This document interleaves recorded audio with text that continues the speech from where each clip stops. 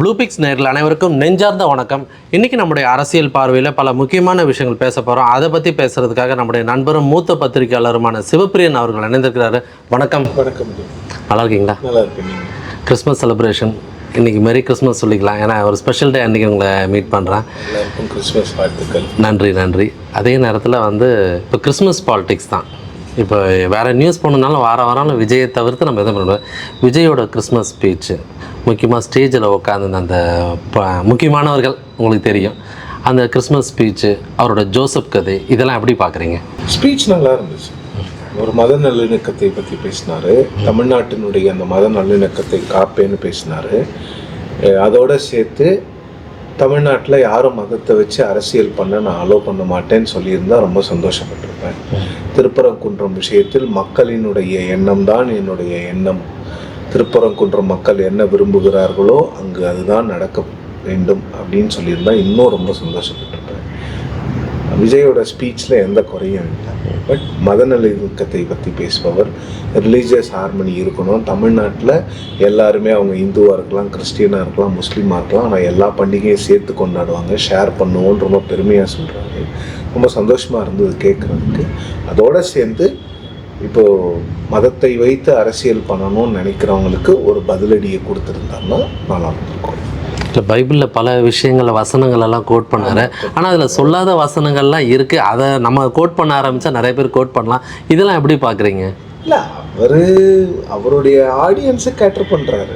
என்னோட ஆடியன்ஸ் என்னால் எல்லாம் முடியும், எனக்கு என்ன வீழ்த்துறதுக்கு திமுக இருக்குது, அதை தான் திமுக 24 மணி நேரம் பண்ணிட்டு இருக்கிறாங்க. ஸோ அதை நான் மக்கள்கிட்ட கொண்டு போகிறேன். என்னை வீழ்த்துறதுக்கு ஆள்கள் இருக்காங்க, பைபிள்லேயும் வீழ்த்துறதுக்கு ஆள் இருந்தாங்க, எல்லாத்தையும் மீறி எல்லாரும் வந்தாங்க. அந்த மாதிரி இந்த ஜோசஃபும் வருவேன்னு சொன்னாங்க. அதில் பெரிய தவறு நான் பார்க்குறேன். அவரோட ஸ்பீச் அந்த கிறிஸ்மஸ் விழாவில் இருக்கக்கூடிய ஒரு ஸ்பீச் தான். அதோட கிறிஸ்மஸ் விழாவே பாலிடிக்ஸ் தான். நீங்கள் வீட்டில் கொண்டாடணும், எல்லாரும் போய் வெளியில் கொண்டாடுறீங்க. அது முதலமைச்சராக இருக்கட்டும், எதிர்கட்சி தலைவராக இருக்கட்டும், விஜயாக இருக்கட்டும். ஸோ இப்போ எல்லாரும் அரசியல் பேசுகிறாங்க, நீங்கள் அரசியலும் பேச வேண்டாம். மதத்தை வச்சு அரசியல் பண்ணுறவங்கள நான் என்றைக்கும் ஏற்றுக்க மாட்டேன்.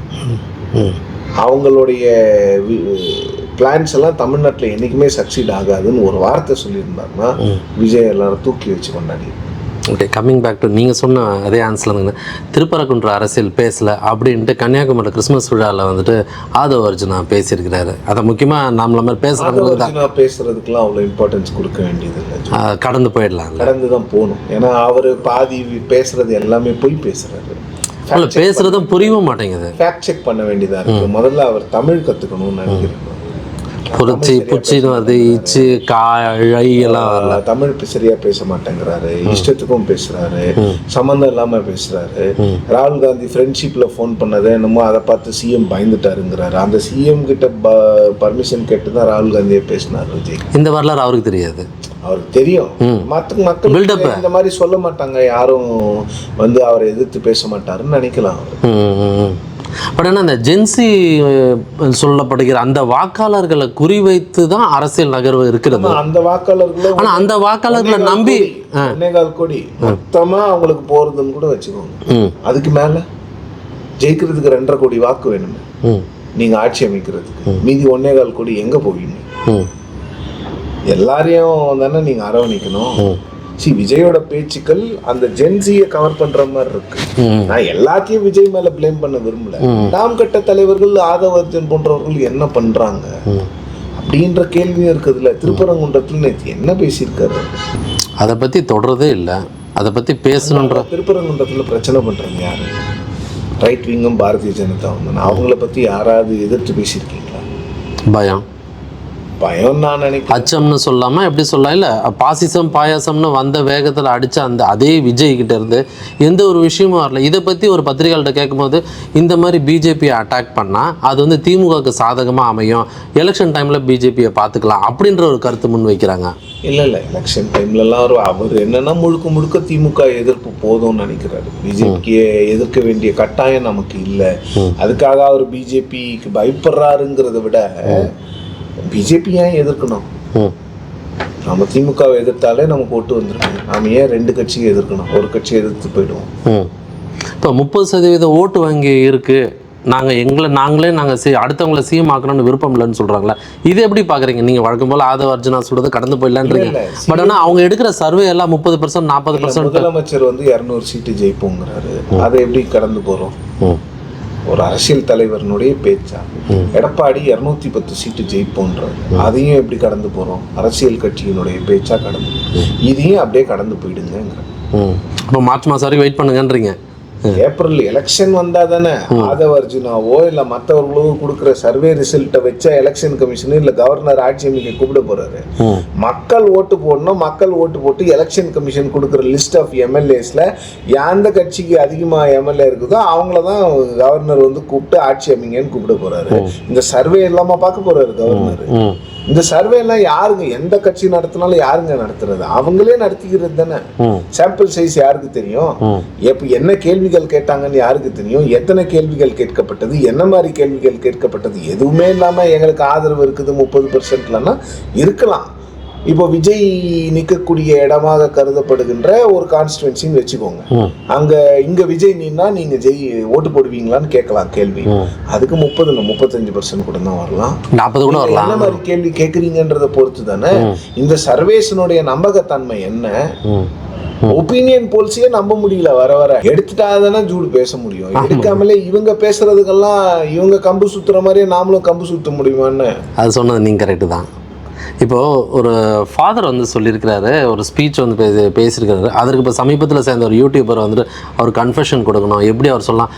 யாருக்கு கன்ஃபெஷன் பண்ணணும்னு நினைக்கிறீங்க நீங்கள்? இப்போ ஃபாதர் சொன்னது தவறுன்றீங்களா, இல்லை அவர் சொல்லியிருக்க கூடாதுன்னு நினைக்கிறீங்களா? இல்லை, என்னுடைய தனிப்பட்ட கருத்து இதில் என்னன்னா, இந்த மத நம்பிக்கை இருக்கிறவர்கள், இன்னொன்று மத போதகர்கள், எந்த மதத்தில் இருந்தாலும் அவங்க அரசியல் பேசக்கூடாது. பேசினாலும் க்ளோஸ் சர்க்கிள்ஸ்குள்ளே பேசிக்கணும். பொதுவெளியில் பேசுனீங்கன்னா, திருப்பலியில் பேசக்கூடாது. திருப்பலியில் பேசுறது எனக்கு பர்சனலாக எனக்கு பிடிக்கும். நான் அதை ஏற்றுக்கொள்ள மாட்டேன். அவங்களுடைய வேலை அரசியல் பேசுறது அல்ல. அவங்களுடைய வேலை கடவுளுக்கு பணி செய்வது, மக்களுக்கு கடவுளினுடைய போதனைகளை சொல்வது, அவ்வளவுதான். இதே ஒரு ஃபாதர் விஜயை பாராட்டி பேசியிருந்தாலும் நான் இதை தான் சொல்லியிருப்பேன். அந்த ஸ்டாண்டில் கரெக்டாக இருக்கீங்க. மதம் இப்போ நம்ம திருப்பரங்குன்றத்தில் என்ன சொல்கிறோம்? இந்து ரிலீஜியஸ் அவுட்ஃபிட்ஸ்க்கு எந்த ஒரு உரிமை இல்லைன்னு ஏன் சொல்கிறோம்? மக்களுக்கு மரியாதை, மக்கள் தான் முடிவு பண்ணணும்னு சொல்கிறோம்ல. அதே மாதிரி மத போதகர்கள் வந்து மக்களுக்கு சேவை செய்யணும். கடவுள் என்ன சொன்னாருன்னு மக்களுக்கு சொல்லிட்டு போங்க. விஜய் என்ன பண்ணுறாருன்னு மக்களுக்கு தெரியும். நீங்கள் சொல்ல வேணாம். நீங்கள் சொல்ல வேண்டிய அவசியம் இல்லைன்னு நினைக்கிறேன். சரி, இப்போ விஜயை போதுமான அளவுக்கு நம்ம பேசிட்டு இருக்கும்போது திராவிட கட்சிகளான திமுகவும் அதிமுகவும் விஜய் இப்போ எப்படி பார்க்குறாங்க? அவங்க 2 பேருக்குமே விஜயை பார்த்து கொஞ்சம் பயம் இருக்குது. பயம் இருக்கிறதுனால தான் அது உண்மை. 2 பேருமே வந்து விஜயை எதிர்க்கிறதுக்கு என்னென்ன ஸ்ட்ராட்டஜிஸுங்கிறத எடுக்கிறாங்க. இப்போ வைப் வித் எம்கேஎஸ்ன்னு ஒரு ஹேஷ்டேக் ட்விட்டரில் போயிட்டு இருக்குது. வைப்னா என்ன? வைப்னா தமிழ்நாட்டுக்கு பெருமளவில் எப்போ தெரிய ஆரம்பிச்சுது? படம் பார்த்துட்டு வரல, ஒரு மாதிரி வைப் பண்ணுறான், ஒரு ஃபங்க்ஷன், ஒரு பார்ட்டி போகிறோம், வைப் பண்ணோம். இப்போ என்னன்னா, வைப் வித் எம்கேஎஸ் அப்படிங்கிறத நான் எப்படி புரிஞ்சுக்கிறேன்னா, வைப் பண்ண வேண்டியவங்கலாம் பண்ணல. 70 வயசில் நாங்கள் வைப் பண்ணுறோம் பாருங்க. 72 வயசில் மக்களுக்கான முதலமைச்சர், ஆக்சசிபிளான முதலமைச்சர். இளைஞர்கள் வந்து உங்கள் பக்கம் இருக்கிறாங்கன்னு சொல்கிறீங்க, ஆனால் நான் இளைஞர்கள்கிட்ட பேசுகிறேன், நீங்கள் பேச மாட்டேங்கிறீங்க. விஜய்க்கான பதில் தான் அது. வைப் வித் எம்கேஎஸ் அது நிறைய வரப்போகுது போல. நிறைய ஒவ்வொரு செக்ஷன் ஆஃப் பீப்புள் கிட்ட பேசுவாங்க போல. எல்லாமே யங்ஸ்டர்ஸை கூப்பிட்டுட்டு, இப்போ சாஃப்ட்வேர் இன்ஜினியர்ஸு, இப்போ இன்னைக்கு பேசுனதெல்லாம் ஸ்போர்ட்ஸ் பர்சன்ஸு, நாளைக்கு வேற ஏதாவது ஒரு செக்ஷனு, அந்த மாதிரி கூப்பிட்டு பேசுறது எதுக்குன்னா, இளைஞர்கள் எங்கள் பக்கம் இருக்கிறாங்க, அறிவார்ந்த இளைஞர்கள் எங்களுக்கு ஓட்டு போடுவாங்க, இளைஞர் அணி கூட்டம் நடத்துறதெல்லாம் இதுக்குதான். விஜய்க்கு பதில் தான். விஜய் பயப்படலன்னா கூட விஜய் பற்றி பேசதானே பேசுகிறாங்க ஓப்பனா. அந்த யங்ஸ்டர்ஸ் மேலே ஒரு தனியாக கான்சன்ட்ரேட் பண்ணுற விஷயம் விஜய் வந்ததுக்கு அப்புறம் தான். விஜய் வந்ததுனால தான் 25 வருஷம் திராவிட கொள்கைகளை கொண்டே சேர்க்கல. இளைஞர்கள்கிட்ட கொண்டு சேர்க்காம அவர்களை வெவ்வேறு பெயர்களை வைத்து அழைப்பது. ஒரு நடிகருக்கு சப்போர்ட் பண்ணிட்டாங்கிறதுனால அவங்கள வேற பேரில் வச்சு அழைக்கிறது. அது என்ன நியாயம்? திராவிட கொள்கையோட ஹோல்சேல் டீலர் நாங்கள் தான் பேசுகிறீங்கல்ல. எங்களை தவிர திராவிட கொள்கையை நிலைநாட்டுவதற்கு ஆளே கிடையாது உலகத்தில் என்னும் போது, அந்த கொள்கையை ஒரு ஜெனரேஷனுக்கு கொண்டு போகாத பழி யார் ஏற்றுக்கிறது? நீங்கள் தான் ஏற்றுக்கணும். அந்த ஜெனரேஷனுக்கு கொண்டு போயிருந்தீங்கன்னா அந்த ஜெனரேஷன் இப்படி இருக்குமா? இப்போ திடீர்னு இப்போ ஒரு 4 வருஷமா தான் கொள்கையை கொண்டு போறீங்க.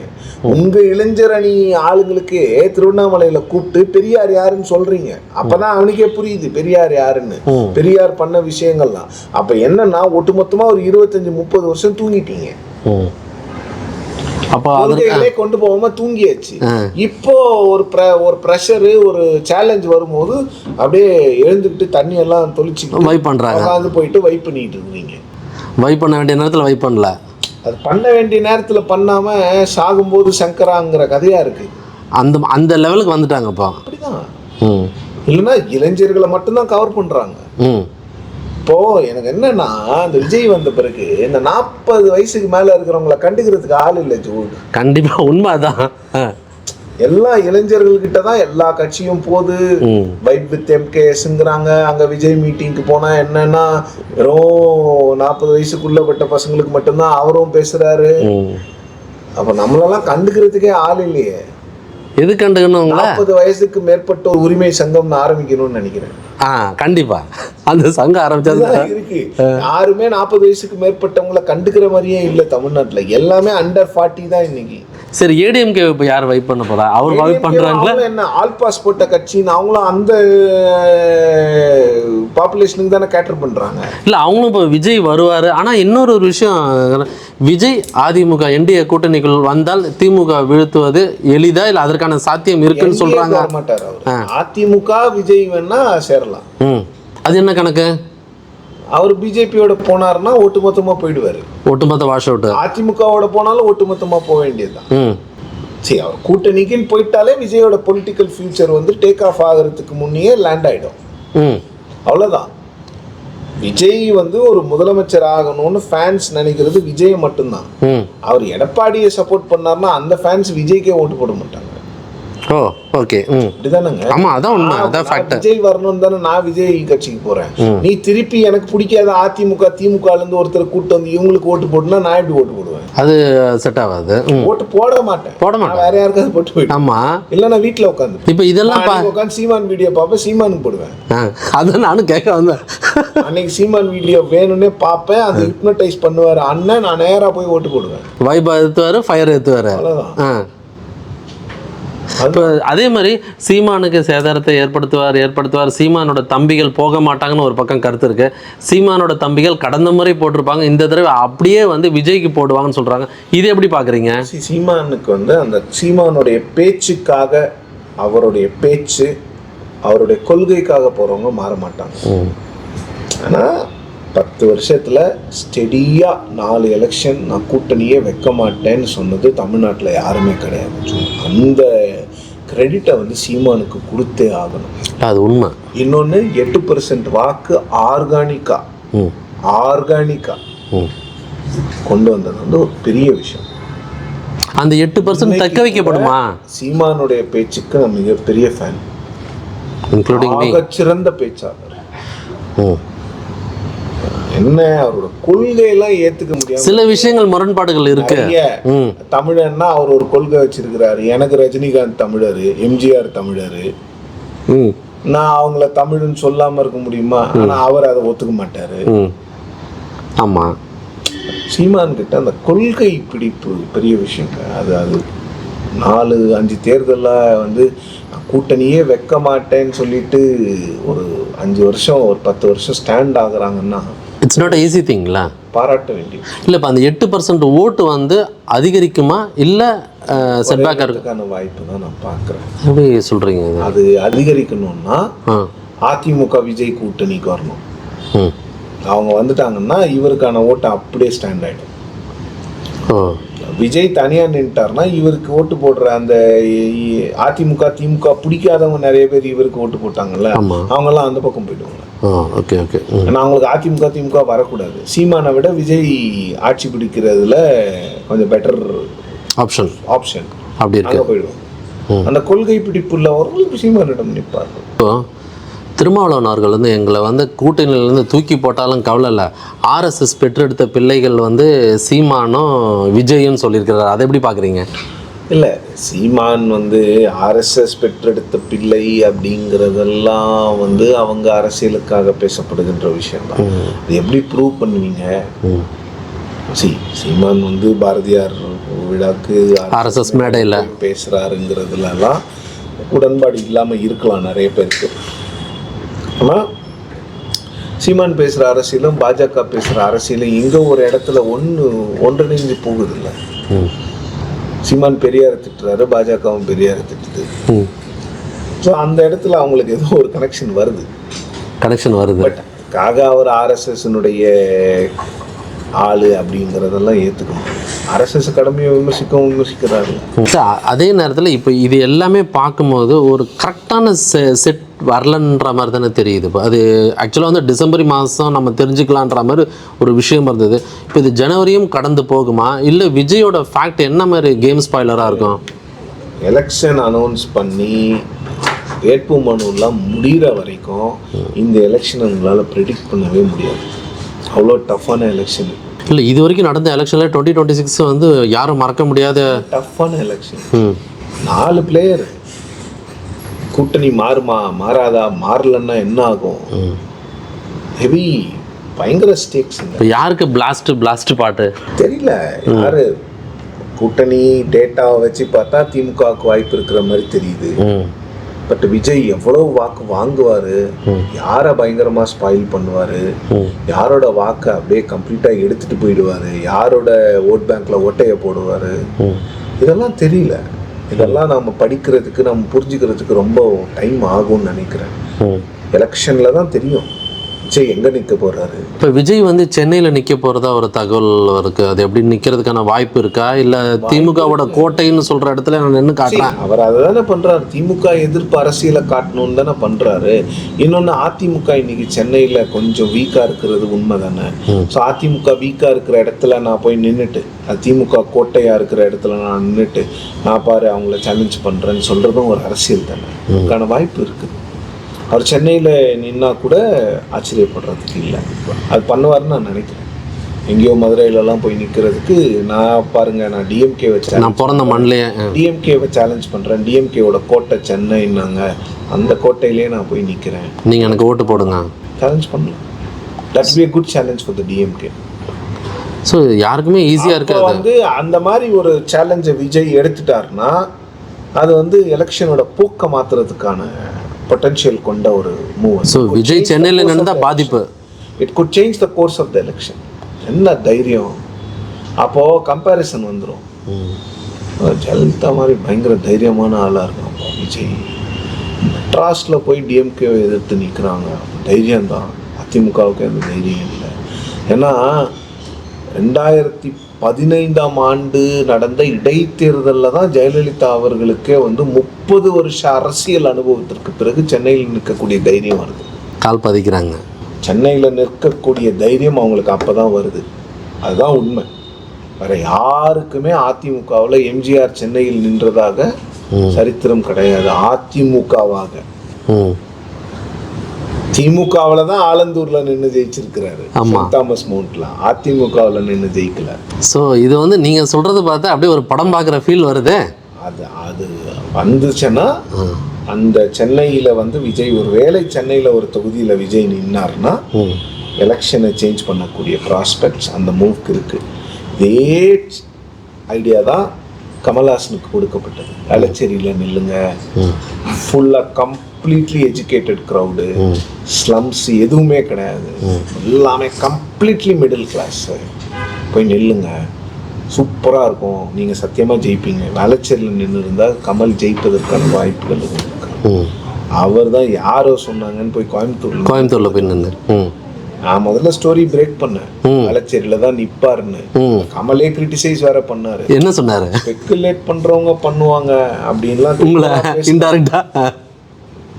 நான் எழுதுனேன்னா அவருக்கு தெரியுமான்லாம் தெரியாது. அவ்வளோ பெரிய ஆள் நம்ம இல்லைல்ல. எனக்கு தெரிஞ்ச தகவலை நான் எழுதி விட்டேன். ஒரு பேட்டியில அவரை கேள்வி கேட்குறாங்க, நீங்க வேளச்சேரியில நிற்பீங்கன்னா சொன்னாங்க, அதெல்லாம் ஸ்பெக்குலேஷன் அப்படின்னாரு.